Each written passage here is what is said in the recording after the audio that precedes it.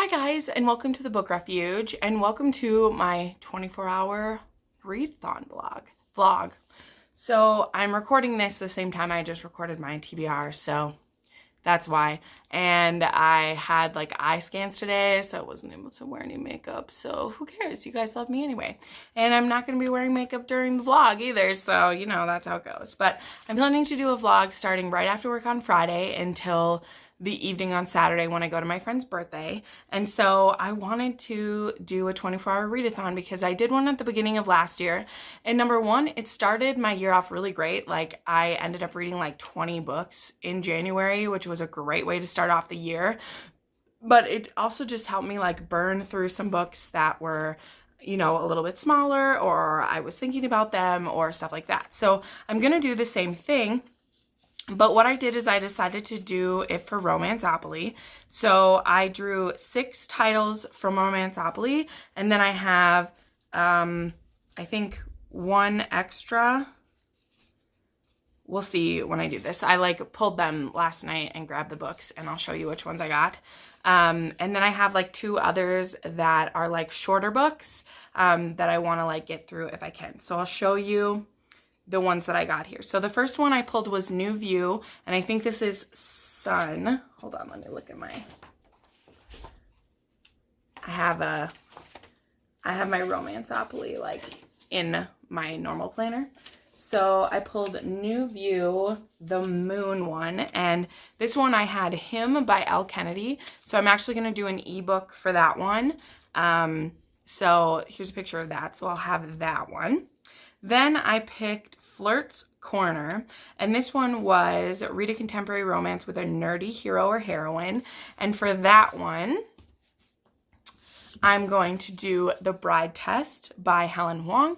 I really did like, I just forgot the name of it, The Kiss Quotient, which also had kind of a nerdy girl. And this one continues the series, but is about one of the cousins of Michael in that one. This one should be a really fun, quick contemporary read, so I'm gonna put that on my list as well. Next, I drew Courtship Row, which was a historical romance, and this one is the Moon option. And for that, I had put, this is read a historical romance where the hero or heroine is a spy. And for that one, I have A Night to Surrender by Tessa Dare. And I was a little annoyed because I think this is out of order of Spindle Cove, but I actually already like read one of the other ones, and then I was like, who cares? It's fine. It follows the prompt. So Tessa Dare, which I was super happy that a Tessa Dare got drawn because she's really fun. Then I had Past Eves, which is a historical fiction, and I have the Moon version of this. And so for this one, I picked Wait For Me by Caroline Leach, which I've been wanting to read for a really long time. So I did read In Another Time by her before, which is also a war one that's set in Scotland, and it's these lumberjanes who are really cool. And then this one is about Lorna Anderson, and this one's also in Scotland, and they end up having someone living in their house who is a German, and his name is Paul, and it's called Wait For Me. So I'm sure that will give me all the warms and fuzzies. Then I pulled Burger Joint, and for this one, I have the Sun version. And this one says, read a book on our book boyfriend list. And they had Dreaming of You on there, which I've been wanting to read because Fated Mates talked about this one recently. So this one's Lisa Kleypas, and this is about Sarah and Derek. And apparently Derek is on the boyfriends list. And I have all the Lisa Kleypas, so here we go. And then the last one I pulled was a library card, which means you can pick whatever you want. And Love Her or Lose Her just came out by Tessa Bailey, and I really want to start reading this book.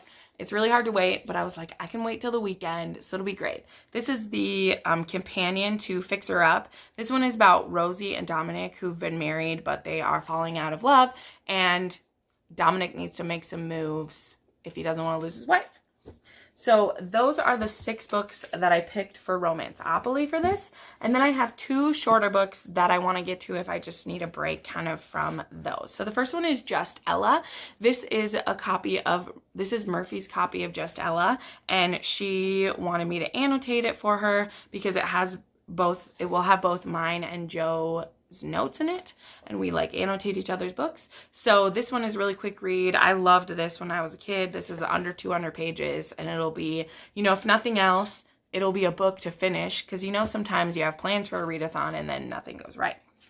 And then the second one is a novella that takes place after On the Island, and this one's called Uncharted by Tracy Garvis Graves, and I really, really loved On the Island. It was one of my favorite books I read last year, right at the end of the year. It's an age gap romance that is so much more than just, like, calling it an age gap romance doesn't even do it justice. It was so good. And so I ordered this because this is a self-published one, and I got it. And this one is just over 100 pages. So I have a couple shorties to help me out if I get stuck in the slog of these books. So these are mostly my Romanceopoly 24-hour readathon, and I'm going to get through as many of these as I can from Friday night until Saturday night when I go hang out with my friends. And I will be dropping in either like when I start books, end books, with whatever my day happens. The only plans I really have for it is I'm going to the gym Saturday morning, which will probably be between like 9 and 10, and then I'll shower, make some lunch, and then we'll like read all afternoon. But I'll probably stay up late Friday, just sleep. I usually only sleep like 6 hours, and then back to reading. And I love it.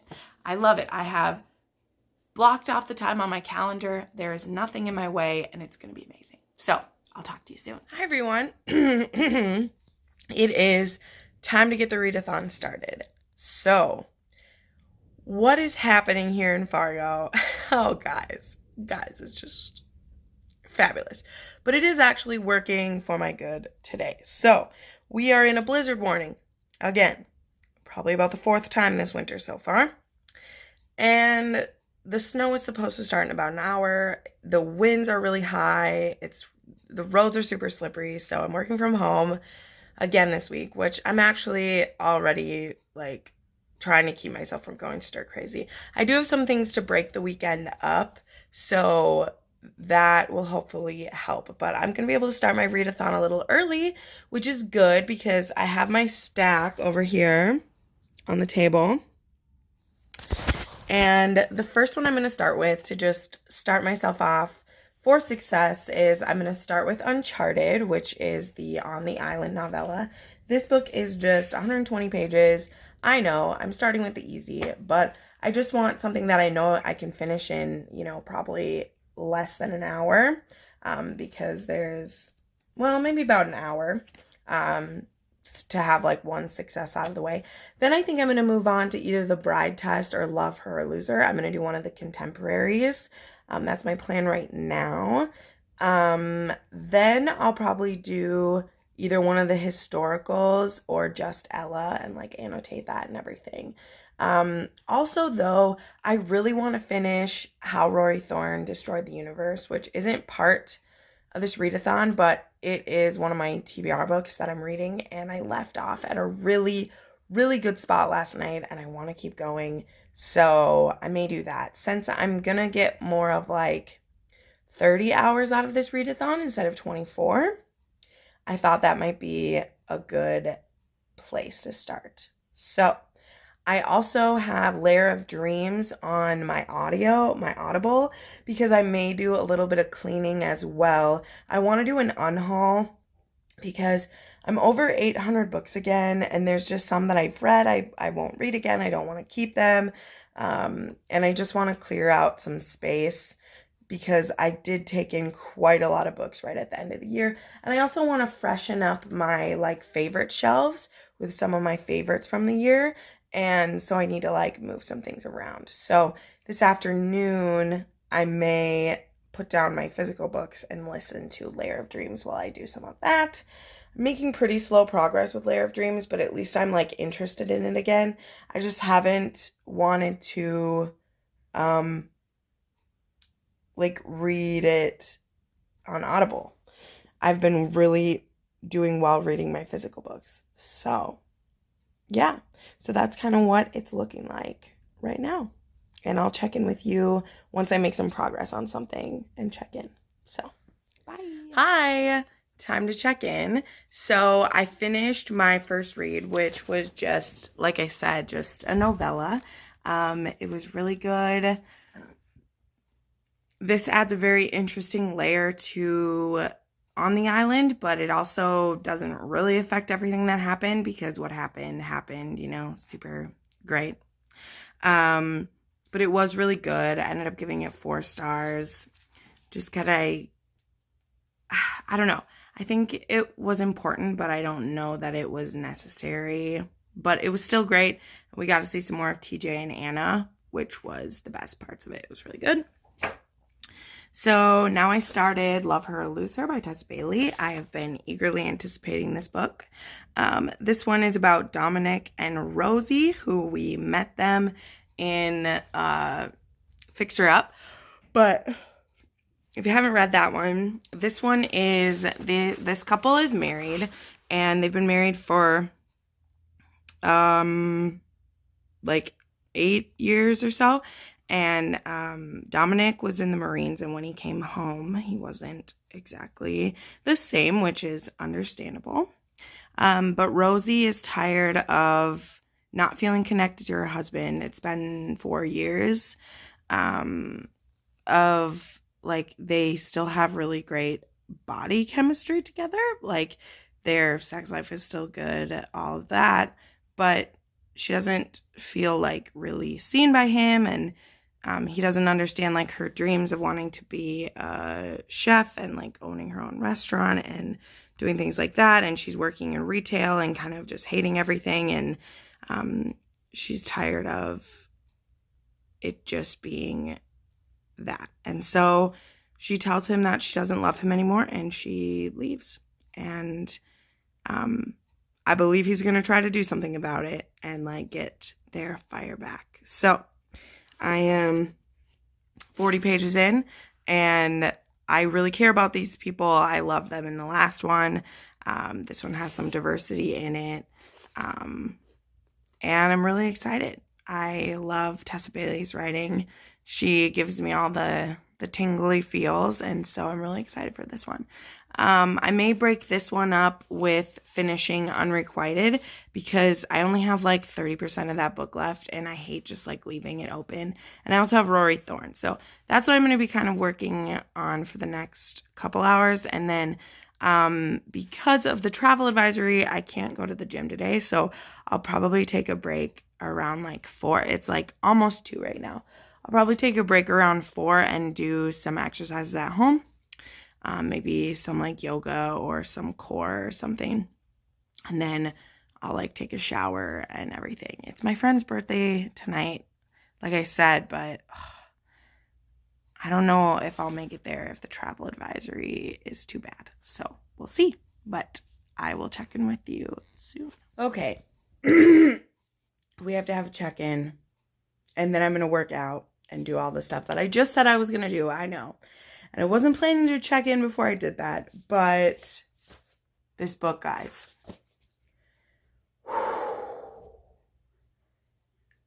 I don't even know, like, where to start.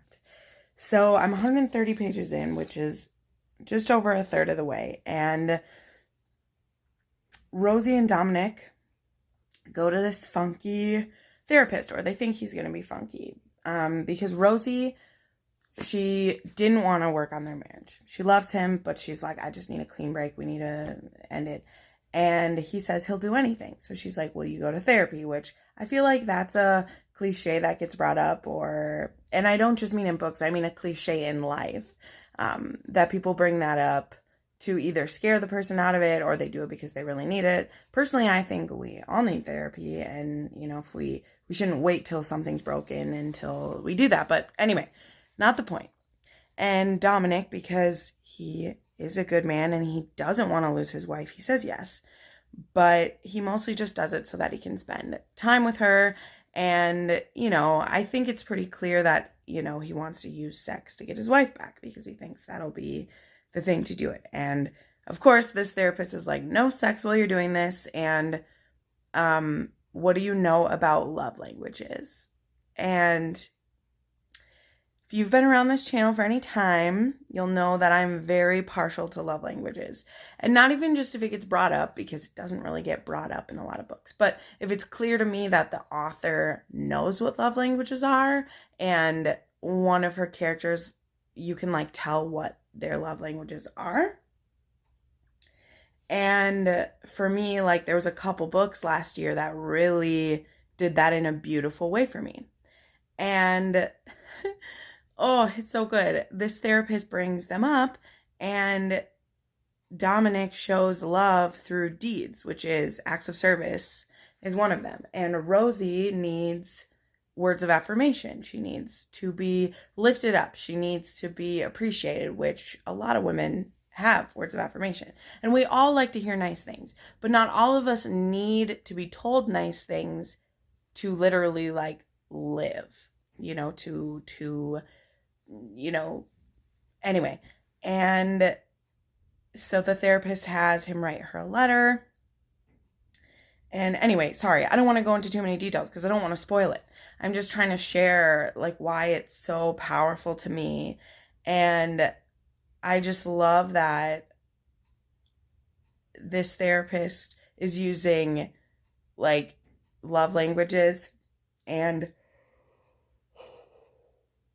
you know, actions and things like that as a way to work on their marriage, because it's really about the communication part, because we all need communication, but love languages are a way that we do communication without having to talk. I mean, even though words of affirmation are words, it's the fact that you're showing your love by just like saying those things or writing those things or proving it. And where Dominic was doing acts of service to her, but they were secret. He was doing nice things for her but he didn't want the credit. And to her, knowing that he did those things would make her feel special, would make her feel loved, and would show her that he is still invested in their marriage. But he doesn't want to do nice things for brownie points. He's doing them because he loves her. And it is his duty, his job to provide for her.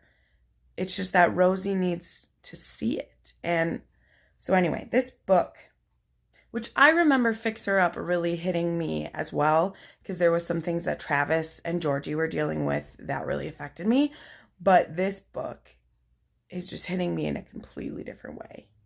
And it's so good. So I had to pop in and talk about it because I'm going to freaking rave about this book when I finish it. Like, it's so good. So anyway, enough of that. I'm going to go ahead and do my workout, take a shower. I need to fold some laundry. So I'll probably listen to Lair of Dreams while I do that. And then I'll get back to reading because definitely not going anywhere tonight. Oh boy. But it's good because I already had this planned, so it's perfect. Hi guys, check-in time. So it's midnight right now, and I'm not doing a full 24-hour readathon, just so you know. I'm going to go to bed pretty quick here. Anyway, so I finished Love Her, Lose Her. And I didn't film a clip right away because I was really emotional. I will talk more about that book when I wrap it up. But it was so good. I love it more than Fix Her Up. And I think it's a very powerful book. And I was expecting a smutty read because that's what Tessa Bailey has done in her other books. But I was full on weeping when I was done because this couple touched my heart so much and it was beautiful. So that was great. Then I finished Unrequited, which I had started the other day, and it is an age gap romance, and it is a professor falls for a student. The student's kind of a stalker, and the professor is married. And I think I mentioned this. I really don't like cheater romances. But this one had an interesting caveat to it, which It doesn't make it okay, right? That's not okay. However, it was understandable, and the way that the story played out, again, really powerful. These romances are hitting me, guys, in the chest. So that is 3 books finished, and I'm going to go to bed. Ugh, excuse me. So 2 of the books are out of my 7, and when I get up tomorrow, I don't think I'll be able to go to the gym like I wanted, because there is still supposed to be a blizzard warning in effect until noon. So I'll probably get up around 8:39, and then between the next books I'm looking at is either I'm going to finish Rory Thorn, which I might hold off on that because I want to get through more of the books that I like pick for the readathon. So I'll probably start the Bride Test just now. Like, I might start it. But then it'll be that one or Just Ella that I read right away in the morning, because I know obviously I'll be able to get through Just Ella pretty quick. It's under 200 pages, but I'm going to be annotating this one for Murphy. So, there we go. That's enough.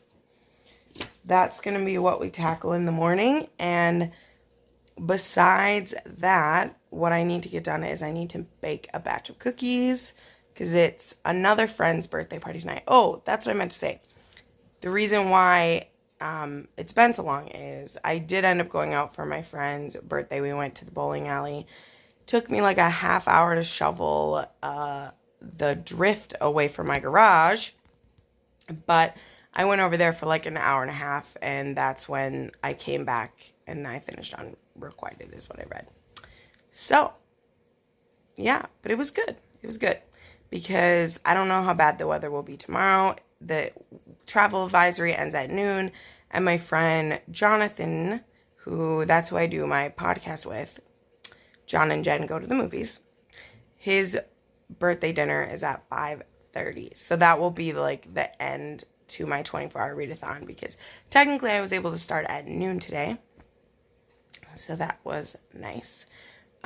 But I need to bake a batch of cookies because my cookies are his favorite. And so mixed with the little gift that I have for him, I'm going to make him a batch of cookies because that's unique and fun. And yeah, so it was a good, successful first half. Got through 3 things. Have 5 more to go. For sure getting through probably 3 more books will probably be what I get through tomorrow. If I get up when I say that I will. I think that I can get through 3 of them. So that will be good. But anyway, I'm going to go brush my teeth and go to bed. And I will see you in the morning. Good morning from me, and welcome to the second half of my readathon. So I put up a poll last night when I went to bed to ask which book you guys wanted me to go with next to be my first one. And between my community tab and my Instagram poll, which I thought it might, the Bride Test one. So I've just read about 30 pages of that.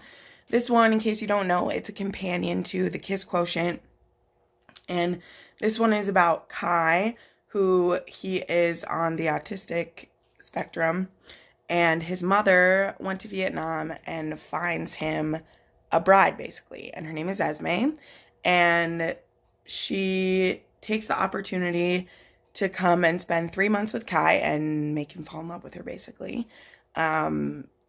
She has a lot of stuff going back on at home, but Kai's mother really convinces her that, hey, if this doesn't go well, I'll bring you back home and nothing will be any different. But if it goes right, you maybe find a soulmate and have a family and you can give me grandbabies and all these things. And it was just really funny. I love stories where there's an overbearing parent who really, really loves their kid and they're not doing it like because they want things to be their way. They think they're doing it for the good of their kid. So some people just see that as a nosy parent, but I really have a soft spot when we can see that the parent just loves them so much that they want what's right for them. That happens in the series by Grace Barrows that I really like, and it also happens in Any Duchess Will Do by Tessa Dare. So I have kind of a soft spot for that, where the parent is like, you need to have a spouse and do it right now. So I'm going to do that. But first, it's about 9 a.m. I made my breakfast. I made some breakfast tacos. I got my coffee, and I'm going to watch a little bit of Booktube, and then I'll dive in to this. I have 8 hours before my friend's birthday party tonight. So I'm going to try to for sure get through the bride test, and then I'm going to do just Ella, and then I'll pick one of the others. I think I might do Wait for Me, because that would be a good change of pace. But we'll see. I'm excited, and we'll let you know how everything goes. Hey everybody. So I'm a little more put together now. I finished reading the bride test, and oops, guys, I cried a whole bunch more. I don't really know what this readathon is turning into for me. Apparently it is just rip Jenn's heart out and laugh. So I'm going to bake the cookies I need to bake. I'm going to listen to a little bit of Layer of Dreams, which is the second book in the Diviner series. And then I will probably dive into Just Ella, because I think that should be a pretty quick read. And I'll probably have time for one more book after that, which I will probably do Tessa Dare, or else finish Rory Thorne. I don't know yet. But I just need a little mental break, because the bride test really got to me. I'll talk about it in the wrap up. I'm trying to stop crying, so I'm not going to talk about it right now. But I am gonna bake some cookies. This is, let's see, where's a good spot? It's okay, I'll just put you right here. This is the cookie recipe I make for every time that I make cookies. It's my friend's favorite recipe, and it is his birthday today. And so I got him a cute little gift, but I also decided that I would give him a batch of cookies as well, because these freeze really well, and I just thought it would be kind of a nice little thing to be like, here you go, have some of my love in baked form. So that'll be great. But it's a really basic recipe. It's just sugar, brown sugar, butter, eggs, vanilla, flour, baking soda, salt, and chocolate chips. And I can basically bake it in my sleep now. Really like, I love to cook, but I'm not super adventurous. But I have like 5 things that I make really well, and they're the things that I'm like known for, and I really like that. You don't have to be good at everything, just have a few things that you're the best at. And that is cookies for me. So I'm going to go ahead and do that. I might eat 1 or 2 because my emotions need some cookies right now, but I'll check back in with you when I'm reading more.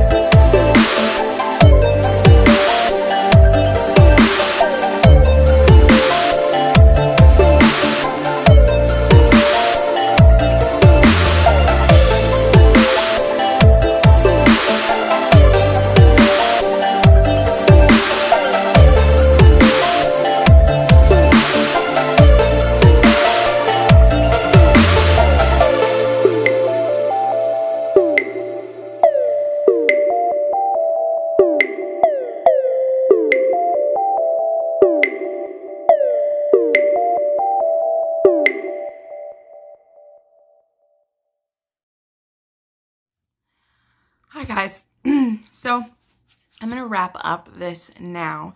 I ended up getting through 5 books today. Well, 4.5. One of them I'd started beforehand.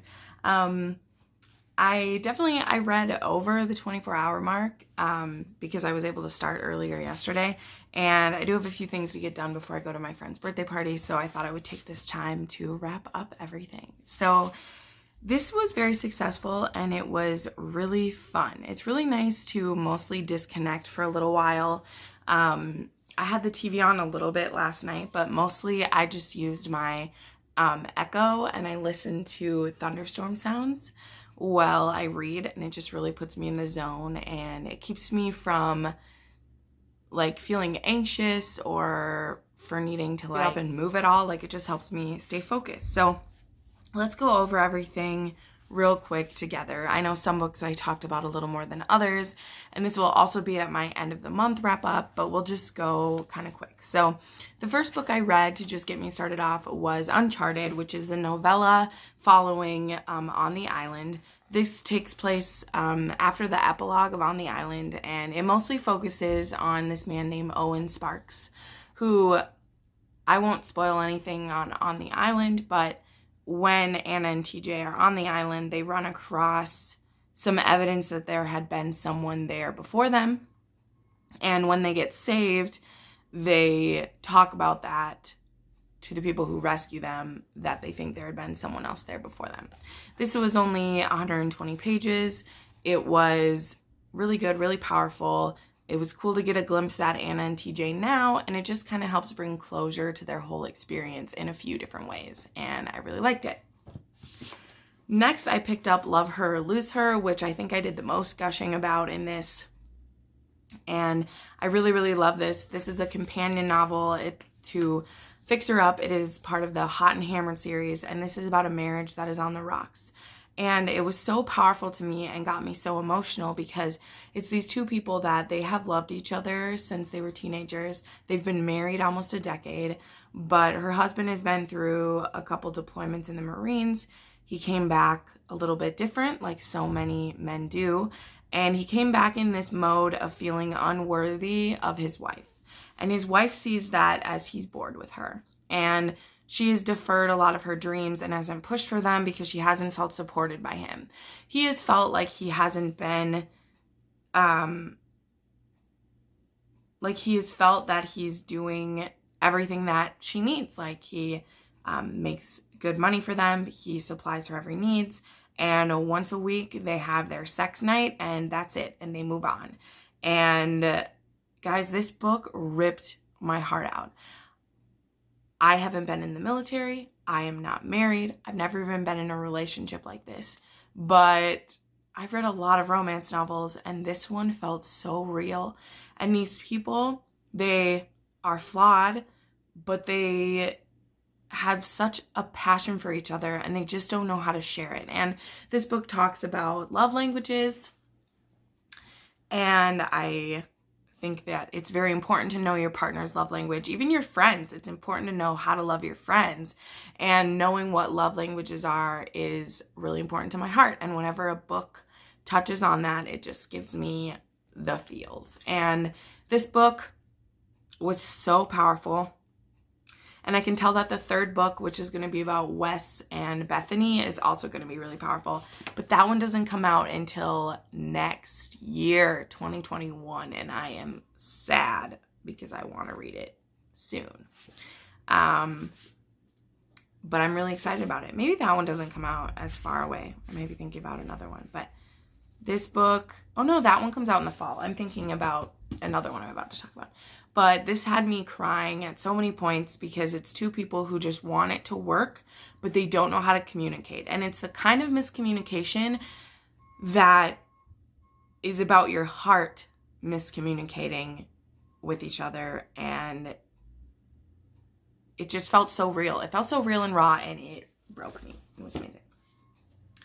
So then I finished Unrequited, which was on my Kindle. I'll hold up a picture of it.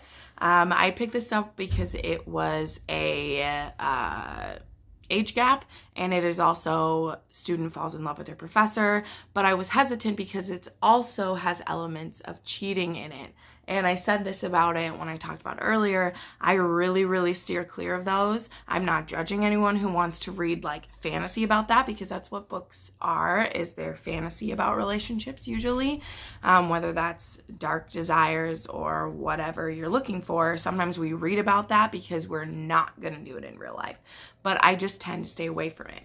However, this one had a special case that made me at least willing to try it, and this one ended up being really moving as well.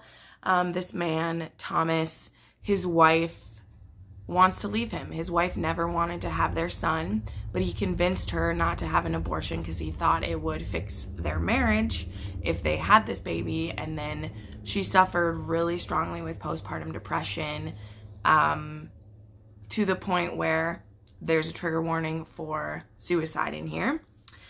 And Thomas goes through a lot of guilt, and he has this student, Layla, who is kind of stalking him, and he likes it. And he decides to take a lot of his frustrations out on this girl who she really wants to be with him. And so he's like, fine, but it's going to be on my terms, and we're going to do it the way I want to. And I was going to DNF it because I really didn't like his attitude towards this girl who clearly has some mental health problems and has been abandoned by other men and has like made her this way. She's kind of obsessed with somebody else in the beginning and then like transfers it onto him. But the place that this story went to really dragged me in, and how he realizes what he's doing is wrong, and then she finds value in herself and then isn't ready to just take him back. She's like, I am worth something, and if you decided you want to be with me, which you've just been getting the milk for free, you need to prove it to me. And I really liked it. So I really ended up liking Unrequited. I think it's by Saffron A. Kent, and it's really good, and I liked it. Then this morning I read The Bride Test, which I'd been putting off. I don't know why. I did the same thing with the Kiss Quotient, guys. It's because I'm a snob, and when other people like a book too much, I tend to be like, well, I don't need to read that one then because everybody's hearing about it. Nobody needs my opinion on the book. And damn, this one made me cry too. I cried so much because in this one we're dealing with Kai and Esme, and Kai is on the autism spectrum, and he doesn't believe that he can love someone. And his mother gets him basically a mail order bride from Vietnam, and she promises this girl that if he doesn't want to marry you, then you'll go back home and nothing bad will have happened to you because of it. And I read Helen Huang's note in the back about how she meant this book to be a love triangle, and that the mail order bride was going to lose out to this American woman that Kai was going to end up with. And when she tried to write that story, Esme was the one that she really fell for and wanted Esme to have the world, because Esme was inspired by Helen's mother and all the struggles she went through and the disrespect she faced for having a language barrier and for not like fitting in. And her mom became a very successful businesswoman and did all of that for her family. And it was really good. And Kai starts to have feelings for her, but he doesn't know how to call them love. And so he is insistent that he doesn't love this woman, even though everyone can tell that he does. The one person who needs to believe it is Esme, and because Kai can't tell her, she doesn't feel loved by him. And it was heartbreaking. Like, I was sobbing for the last 60 pages of this book, because it's like he has reasons why he can't share his feelings, but also he's a very intelligent man, and it's not like he's stupid and can't do it, but because it's emotions and not logic, he can't get there. And so it was so good. This damn Readathon, guys, made me cry so much. And then I just finished Just Ella, which I annotated this one for Murphy, and Joe has already written in it too, so there's all of our fun notes in it. We're all annotating some books for each other. And sorry, that's the snowplow. They're plowing us out. And this is so fun. If you've never heard of this book actually came out in 1999, 21 years ago. That's crazy. This book is about it's a Cinderella retelling where Cinderella saves herself. Not only is she the one who gets herself to the ball, she's the one who, she gets herself away from the prince because he's not who she thought he was. She thought she had love at first sight, but really she's put into this position and is expected to be all of these things that she doesn't want to be. She wanted to escape her unhappy home life, and she barged her way into being a princess, and being a princess was worse than being a servant in her stepmother's home. Because at least she could say what she wanted and do what she wanted for the most part when she was there. And this is such a fun, powerful story. And I remember reading this when I was 12 years old. This is a middle grade novel, but it's intense. And Jo has written a couple, she's like, this has to be YA. It is middle grade, but I can understand why you would think it was older, because it's some intense subject, but it's not so intense that a 12-year-old couldn't read it. I mean, I read it at 11 and it's great. And I loved getting to read this and see Murphy's notes and put my own notes in it. And it was a good way to end the readathon today. And now I'll stop before the stupid snowplow makes me mad. But I got through 5 books in this readathon. It was just what I wanted, minus all of the crying, which was not what I was expecting, but that's okay. It was very cathartic, and it was a beautiful way to spend 24 hours being snowed in my house. So thank you so much for watching. I put up new videos every Monday, Thursday, and Saturday for sure, and with usually some extra ones in there. Please subscribe if you like this content. It really helps out the channel, and have a great day. Bye.